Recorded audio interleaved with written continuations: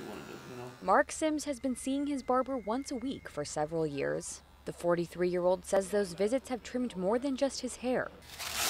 They've also helped him lower his blood pressure. I didn't know it was a silent killer like it is. Churches, beauty salons, and other community spots have long been used to reach groups that often have limited access to doctors to promote cancer screenings and other services. Dr. Ronald, a cardiologist at Cedars-Sinai Medical Center, wanted to reach Black men, a group with high rates of high blood pressure. On average, the men in our study get their hair cut every 2 weeks by the same barber and do so for over a decade. So I think I'm a pretty nice doctor and have pretty loyal patients, but nothing like that. Pharmacists worked with 52 barbershops to test and treat about 300 men. At the start of the study, their top pressure number averaged 154. After 6 months, it fell by 27 points for those who saw pharmacists. For a high blood pressure trial of any kind, this is a very large effect.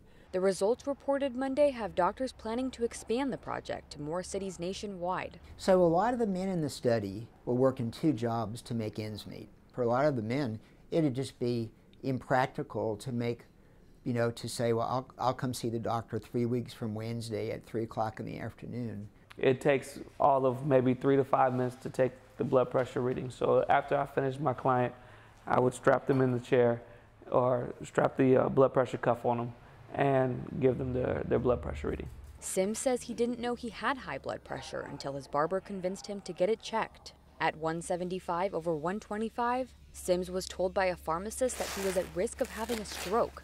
My barber, he took my blood pressure every week. It constantly went down. This program saved my life. This program motivated me to help myself out and to help others in my community. When I was twisting his arm to join the program because he didn't want to do it in the first place, I did remind him of his son. And, sometimes it takes that extra kick in the butt. Only half of Americans with high pressure have it under control, and many don't even know they have the condition. Sims says now that he has lowered his pressure to 125 over 85, he takes his health more seriously and feels as good on the inside as he does on the outside. Christopher, Associated Press, Inglewood, California.